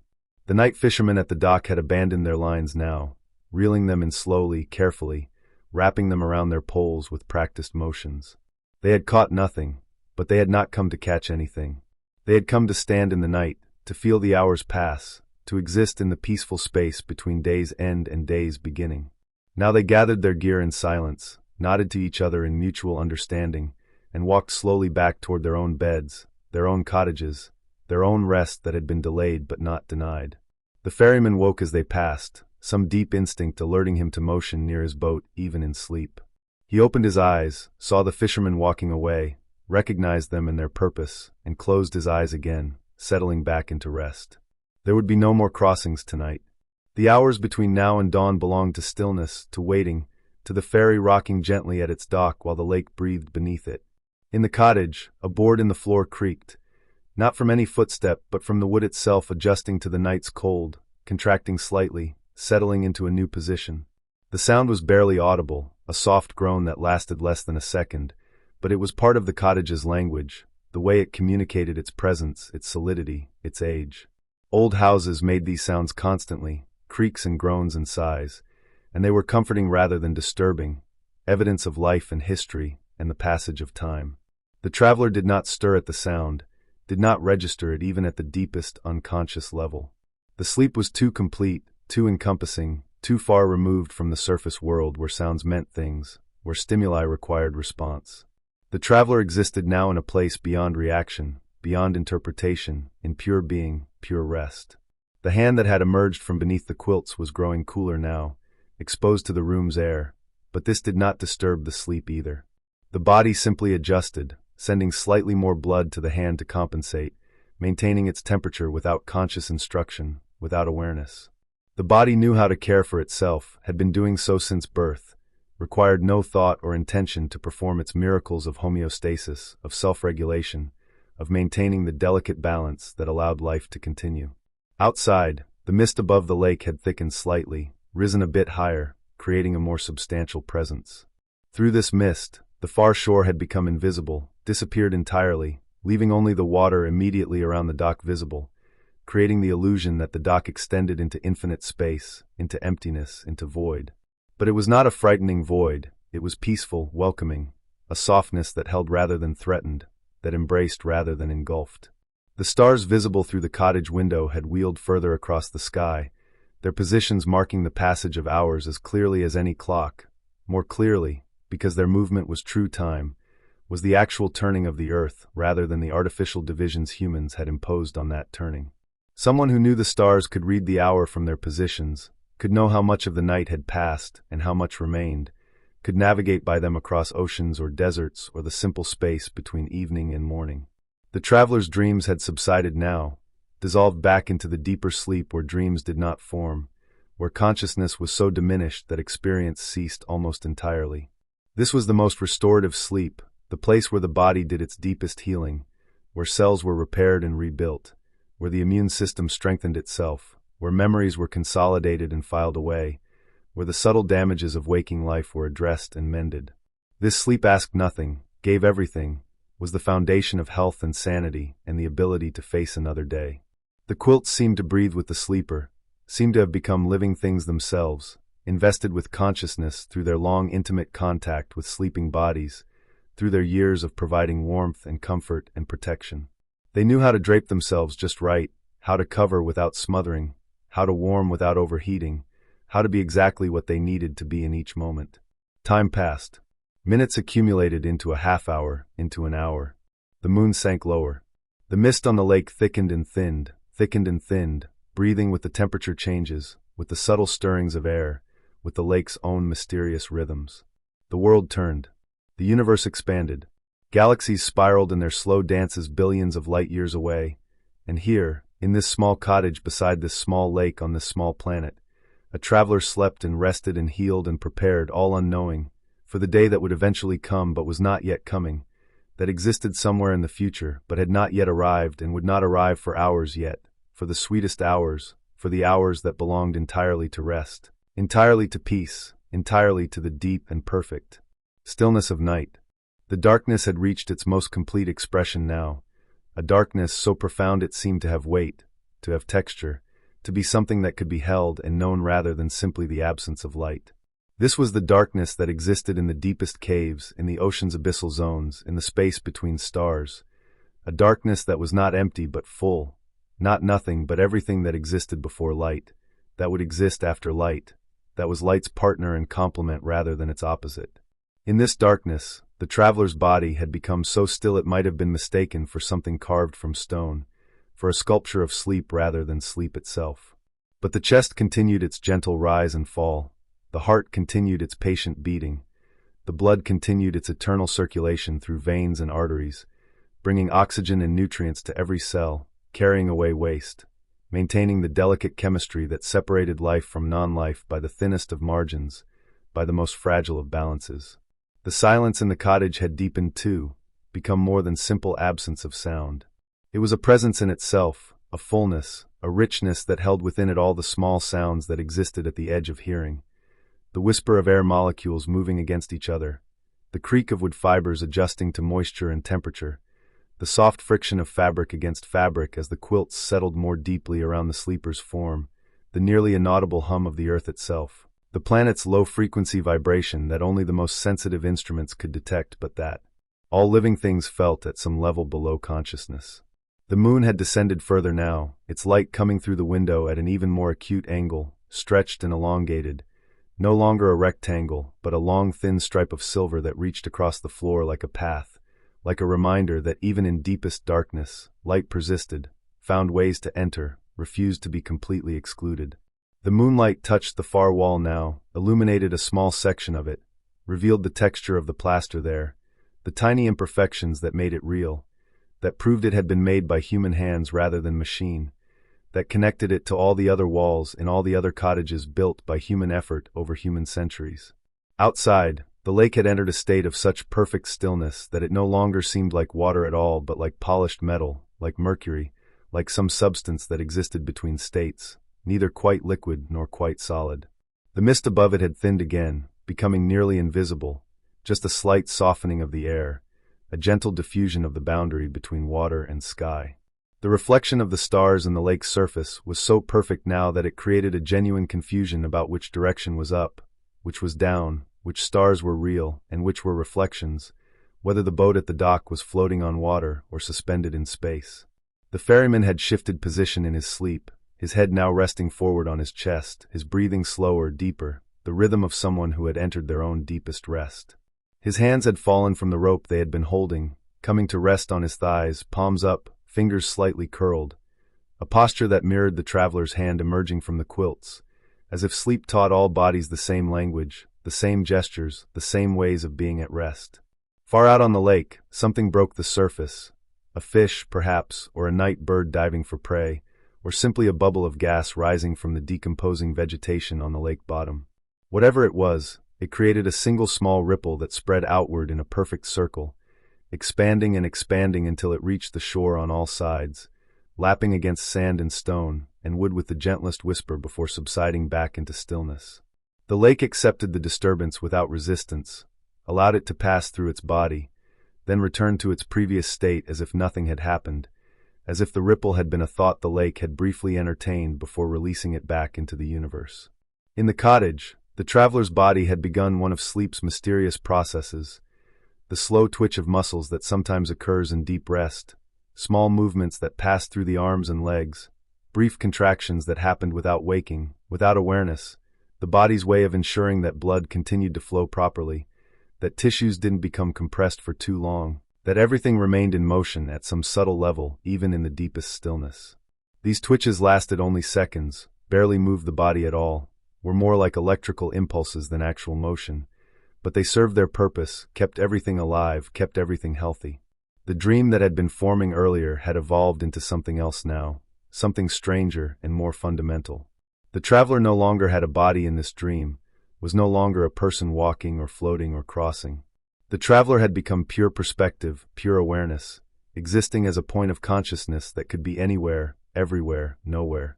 And from this perspective, the entire world was visible, the cottage and the lake, the ferry and the ferryman, the sleeping child and the elderly couple, the fox in the meadow and the fish in the depths, the trees and the grass and the stones, all of it seen simultaneously, all of it known completely, all of it existing in perfect harmony, perfect balance, perfect rightness. In the dream, this perspective understood something that couldn't be put into words, that everything was exactly where it needed to be, that nothing was out of place, that the universe was not random chaos but exquisite order, that every atom and every galaxy was precisely positioned, precisely timed, precisely itself. The understanding brought a feeling of such profound peace that it seemed the dreaming consciousness might dissolve entirely into that peace, might cease to be separate consciousness at all, and simply merge with the peace itself, become peace rather than experience it. But the dream did not end in dissolution. Instead, the perspective began to narrow again, to focus, to return to something more human-sized, more personal. The awareness became aware of breathing again, of the body lying in the bed, of the weight of quilts and the softness of pillow, of existing as a specific thing in a specific place rather than as universal consciousness. The return was gentle, gradual, like surfacing from deep water, like emerging from a cave into twilight rather than harsh noon sun. The traveler's breathing changed slightly, became marginally more shallow, more variable, signs of entering a lighter phase of sleep, though still far from waking. In this lighter sleep, dreams became more frequent, more vivid, more narrative. The traveler dreamed of childhood, of lying in bed in some other house in some other time, of hearing adult voices in another room speaking in low, comfortable tones about things that didn't matter to a child but created a sense of safety, of being protected and watched over.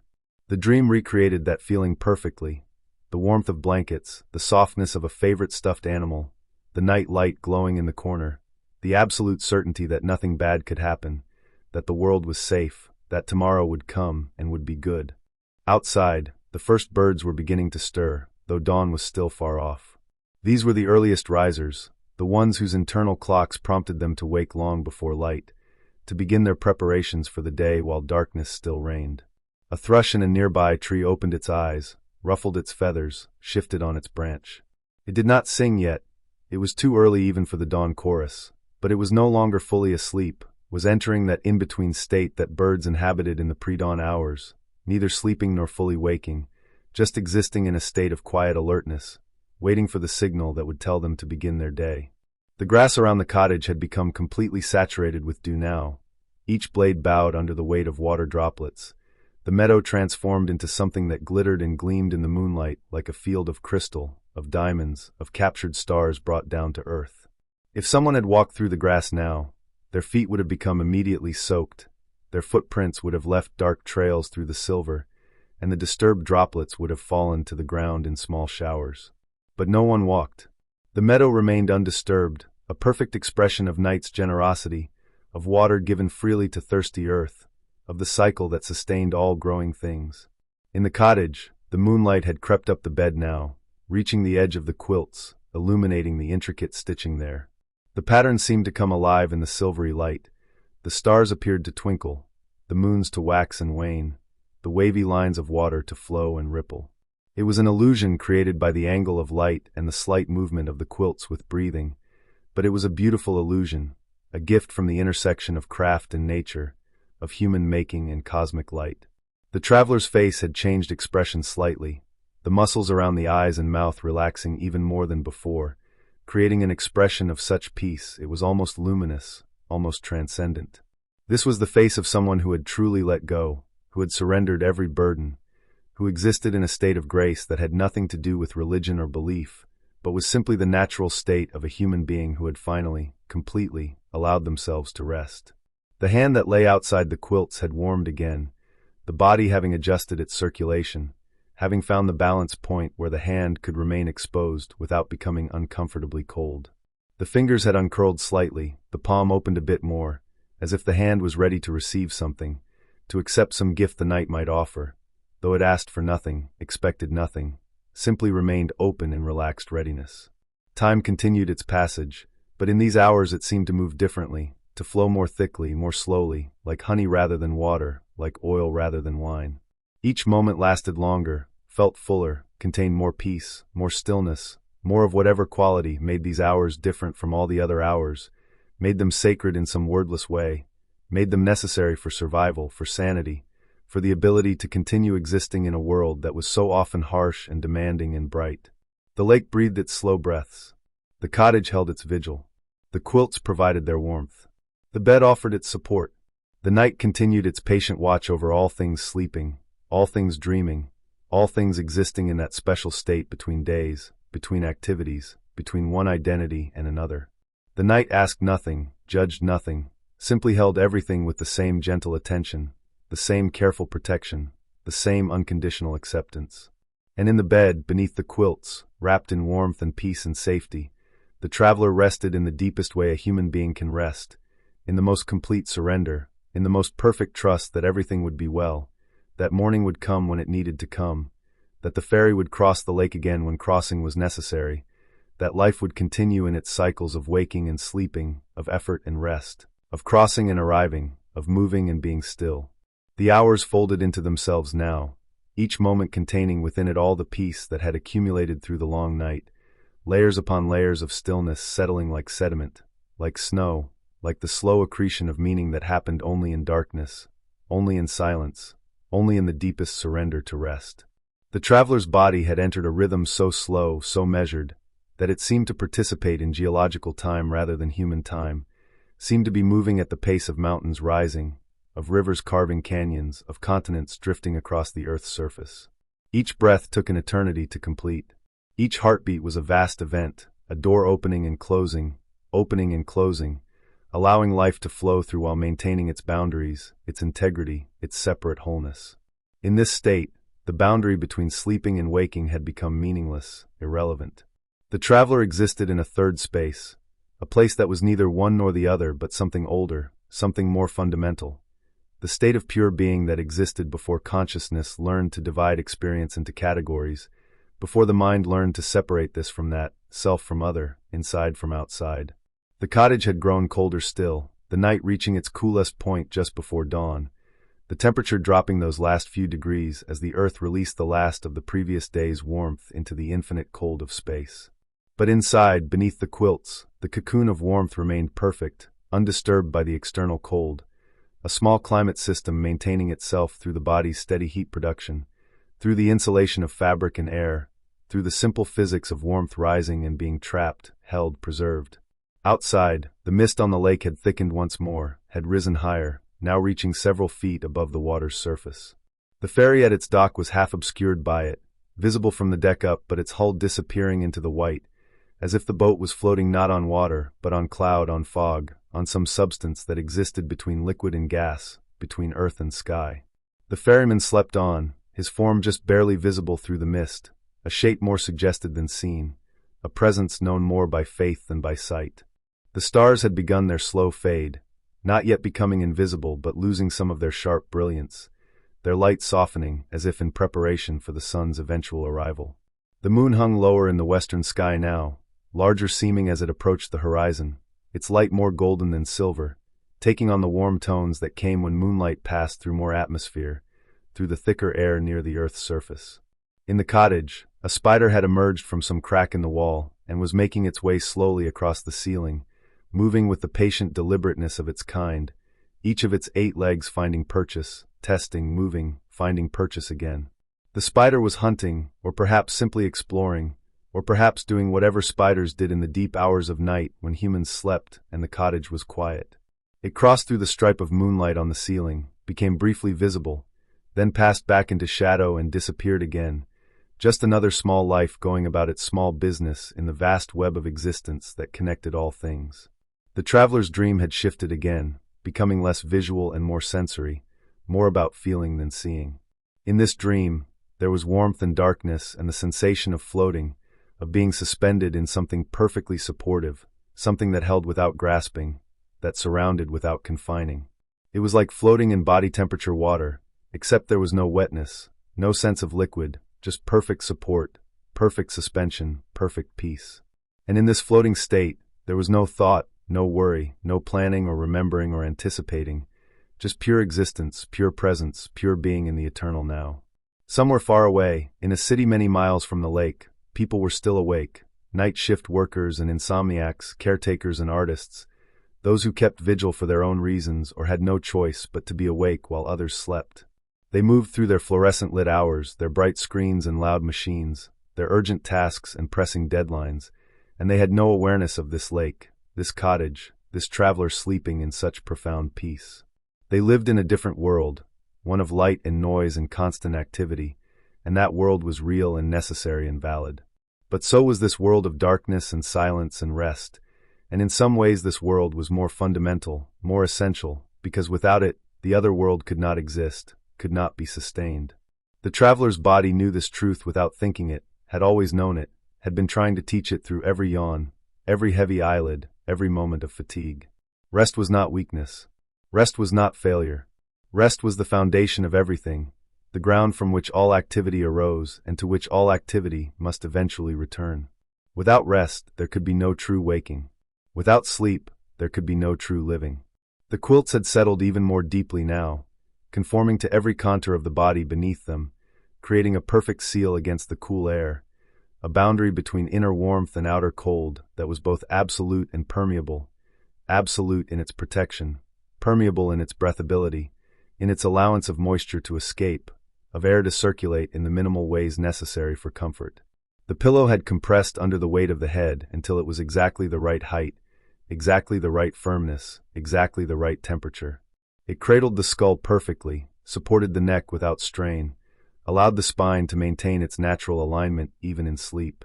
This was the gift of a good pillow, of good rest, that the body could maintain its integrity, could avoid the small pains and stiffnesses that came from poor sleep position, could wake without ache or soreness, could rise renewed rather than merely having survived the night. Outside, a light breeze had begun to stir, the first movement of air in hours. It came from the east, carrying with it the faintest suggestion of approaching dawn, though dawn was still far off, still just a promise, still just a possibility rather than an imminent reality. The breeze moved through the grass, setting the dew-heavy blades to swaying, and the motion caused some droplets to fall, creating a soft patter like the gentlest rain, like the sound of time itself passing, marking itself in water and grass, and the slow transition from night toward day. The breeze reached the cottage and whispered around its corners, finding the small gaps in the walls, the spaces around the windows, the openings that allowed the house to breathe. It brought with it the scent of the lake, of water and stone and growing things, of distance and space and the vastness of the world beyond these walls. But it was a gentle intrusion, not disturbing the peace within but rather enhancing it, adding another layer of sensation to the rich tapestry of rest. The traveler stirred slightly, not waking, not even approaching waking, but shifting in that minimal way that bodies shift in deep sleep, adjusting position by tiny increments, redistributing weight, maintaining circulation. One leg moved slightly under the quilts, the knee bending just a fraction, then settling again into stillness. The movement was so small it barely disturbed the fabric, barely registered as motion at all, but it was there, evidence that even in deepest rest, the body remained alive, remained active at some subtle level, remained engaged in the constant work of maintaining itself. The dream had dissolved now into something that couldn't be called a dream at all, into a state of pure unconsciousness that was more like deep meditation than sleep, more like trance than dreaming. In this state, the sense of individual identity had almost completely dissolved. There was no longer a clear sense of I or me. No clear boundary between the sleeper and the bed and the cottage and the night and the universe. Everything had merged into one continuous field of being, one vast presence that was simultaneously everything and nothing, that existed everywhere and nowhere, that was both eternal and instantaneous. This was the deepest healing sleep, the place where transformation happened, where old patterns could be released and new ones formed, where the psyche could reorganize itself, where the soul, if one believed in such things, could remember what it was beyond all the roles and identities and stories that daily life required. This was the sleep that mystics sought through meditation, that saints achieved through prayer, that ordinary people stumbled into on rare nights when conditions were perfect, when the body was tired enough and the mind quiet enough and the environment safe enough to allow this complete letting go. The candle stub on the table had long since burned out, leaving only a pool of hardened wax and a blackened wick. The fire in the hearth was cold now, just ash and charred wood, giving no warmth except the faint residual heat still trapped in the stones of the firebox. But these losses didn't matter. The moonlight provided enough illumination. The quilts provided enough warmth. Everything necessary was still present, still sufficient, still exactly what was needed. The lake beyond the window had begun to show the first signs of pre-dawn change. Not light yet, but a subtle shift in the quality of darkness, a thinning of the night's density, a sense of gathering potential. The stars were definitely dimmer now, their light diluted by something that wasn't yet visible, but was present, was approaching, was inevitable. The moon was very low now, almost touching the horizon, its light stretched and distorted by the atmosphere, colored more orange than gold, preparing for its own rest, its own disappearance below the edge of the world. The ferryman woke briefly, opened his eyes, looked around with the automatic vigilance of one who had slept lightly out of duty. He saw the empty dock, the quiet water, the mist beginning to thin with the approaching change in temperature. He registered these things without thought, without interpretation, then closed his eyes again and settled back into rest. Not yet. Not quite yet. A little more time still for sleeping, for waiting, for existing in the peaceful pause between night and day. In the cottage, the traveler's breathing had become so subtle it was almost impossible to detect. Just the slightest movement of the chest, just the barest whisper of air moving in and out of the lungs. The body had found its minimum, the lowest level of function consistent with life, the deepest rest possible, while still maintaining the spark that separated living from not living. This was efficiency perfected, energy conserved completely, every system running at its lowest sustainable level, every process slowed to its most fundamental pace. The hand outside the quilts had grown cool again, but not uncomfortably so, just cool enough to contrast with the warmth beneath the covers, creating a pleasant differential that actually enhanced rest rather than disturbing it. The fingers had curled slightly inward again, protective, but still relaxed, still soft, still completely without tension. Time moved toward dawn now with increasing momentum, not faster but with more purpose, with more direction, with the sense of approaching something significant, something transformative. The night was beginning its slow retreat, not surrendering but rather completing its task, fulfilling its purpose, preparing to hand the world back today with everything restored, everything rested, everything ready to begin again. The peace in the cottage had become so complete, so perfect, that it seemed to have weight, seemed to press gently on everything like a benevolent hand, like a blessing, like grace made manifest in the simple fact of safe shelter and warm bed and deep rest. This peace asked for nothing in return. It simply gave itself, offered itself freely to whoever needed it, whoever could receive it, whoever could surrender enough to let it in. And the traveler received it completely, held nothing back, resisted nothing, simply rested in the deepest way possible, in the most complete trust, in the most perfect peace that any human being could experience, the peace of absolute safety, absolute comfort, absolute release from every burden, every worry, every responsibility except the one responsibility that the body handled automatically, without effort, without consciousness, the simple act of breathing in and breathing out, of staying alive, of continuing to exist through the quiet hours until the light returned and life began again. The darkness had begun to thin at its edges now, not with light, but with the anticipation of light, with a subtle shift in texture that spoke of change approaching at its own patient pace. This was not yet the beginning of dawn. That would come later, much later, but rather the very first whisper of dawn's possibility, the initial stirring of the world's slow turn from night toward day. The traveler lay in the deepest stillness now, so deep that even the dreams had ceased, even the subtle movements had stopped. This was a state beyond sleep, beyond rest, beyond anything that had a name. It was pure existence, consciousness reduced to its absolute minimum, awareness present but so diffuse, so dispersed, that it could not gather itself into anything resembling thought or perception or experience. The traveler simply was nothing more, nothing less, being without doing, existing without becoming, present without presence. In this state, time became strange, elastic, almost meaningless. Hours might have been moments. Moments might have been hours.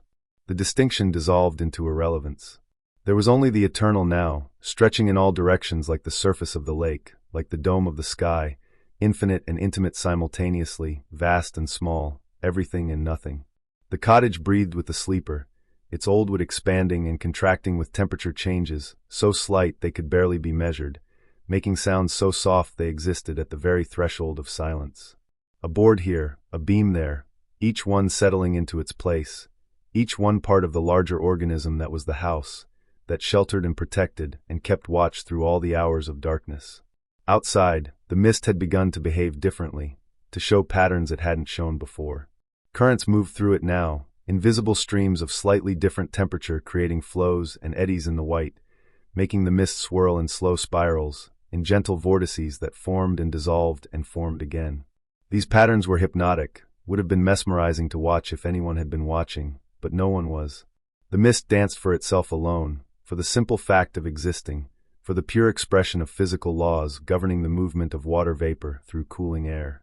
The ferry at the dock had become almost invisible now, the mist having risen high enough to obscure all but the tops of its lantern posts, which emerged from the white like the masts of a ship floating on clouds. The ferryman was completely hidden, just a shape suggested within the mist, more ghost than man, more memory than presence. But he was there, still sleeping, still resting, still waiting for the moment when he would be needed again. The lake beneath the mist had grown even stiller, if such a thing were possible. Its surface was like obsidian now, like black glass polished to perfection, like a mirror made from darkness itself. The few remaining stars bright enough to penetrate the gathering light were reflected with such clarity that they seemed to hang in infinite space both above and below, creating the sense that the universe had no up or down, no gravity or ground, only endless depth in every direction. In the cottage, the moonlight had almost completely faded from the floor, the moon having sunk below the horizon or behind the trees, leaving only the faintest ambient glow that came from starlight and the first subtle brightening of the eastern sky.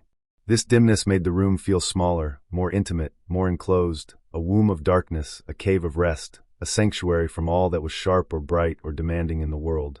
The traveler's face in this near-total darkness was barely visible, just the suggestion of a profile, the curve of a cheek, the line of a jaw. But even unseen, the expression of peace remained, had become so deeply etched into the features that it would persist even into waking, would carry forward into the day like a blessing, like a gift from the night that could not be taken back or lost or diminished. The body had reached its lowest temperature now, the point in the circadian cycle when all metabolic processes slowed to their minimum, when the body conserved energy most efficiently, when healing and restoration happened most profoundly. This was the body's winter, its period of dormancy, its time of drawing inward and downward into the deepest resources, the most fundamental vitality. From this low point, it would begin its slow climb back toward waking, but that climb had not yet started. For now, there was only this depth, this minimum, this perfect nadir of rest. A sound came from far away, so far it might have been imagined, might have been a memory of sound rather than sound itself. It was the call of a waterfowl, perhaps a loon or a heron, disturbed from its roosting place or simply announcing itself to the coming dawn. The call was lonely and beautiful, plaintive and complete, needing no answer, expecting no response, simply existing as expression, as voice, as the evidence of life continuing in all its forms through all the hours of darkness. The sound did not reach the traveler's consciousness, did not disturb the depth of rest, did not register as anything requiring attention or response. It simply passed through the air and was absorbed by the cottage walls, by the thick quilts, by the profound buffer that deep sleep created between the inner world and the outer world. The traveler remained sealed in peace, untouchable, protected by layers of unconsciousness as surely as by layers of fabric. The quilts had become part of the traveler now, extensions of the body rather than separate objects, their warmth indistinguishable from the body's warmth, their weight so familiar it was no longer felt as weight, but simply as rightness, as the way things should be, as the natural state of being at rest. They rose and fell with breath so subtle it seemed the quilts themselves were breathing, were alive, were conscious in their own textile way. Outside, the grass had begun to release its dew, the droplets evaporating as the temperature started its slow pre-dawn rise, the water returning to air, completing its cycle from vapor to liquid back to vapor. This process was invisible, silent, but it changed the atmosphere subtly, increased the humidity, made the air feel slightly thicker, slightly more present. The meadow began to smell different too, wet earth and grass and the minerals released by the night's condensation, a scent that was ancient and new simultaneously, that had existed since plants first grew on land, that would exist as long as nights fell and dew formed and mornings came to evaporate it away. In the cottage, the spider had finished its traverse of the ceiling and had returned to its web in a corner, where it waited with the infinite patience of its kind, suspended in the geometry it had created, ready to feel the vibrations that would tell it prey had arrived, content to wait hours or days or weeks if necessary, existing in a present tense that humans could barely imagine, a state of alertness without anxiety, readiness without anticipation. The traveler's heartbeat had slowed even further, approaching the minimum rate that signaled the deepest phase of rest. Each beat was strong and complete, pushing blood through the entire circuit of the body with perfect efficiency, wasting nothing, providing exactly what was needed to maintain life at its most basic level. The heart knew its job, had been doing it since before birth, would continue doing it until the final moment, required no thought or gratitude or attention, just the simple gift of being allowed to function, being provided with the rest it needed to sustain its endless work. Time continued its strange flow, moving and not moving, passing and remaining, going nowhere because there was nowhere to go, doing nothing because there was nothing to do. The night had accomplished its purpose. The rest had been achieved.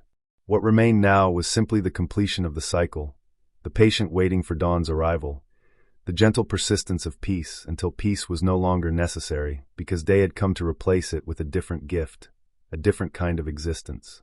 But day was not here yet. Day was still distant, still approaching, still gathering itself beyond the eastern horizon, still preparing its light and warmth and activity for the world. For now there was only this, the deep hours before dawn, the sacred time when night held its strongest claim, when rest reached its deepest point, when the world existed in a state of perfect balance between darkness and light, between sleep and waking, between one day ended and another not yet begun. The traveler floated in this balance, suspended perfectly between states, belonging fully to neither the night just passing nor the day approaching, existing in the liminal space where transformation happened, where the old self could be released and the new self prepared, where healing occurred at levels too deep for consciousness to reach or remember or understand. The cottage held its vigil.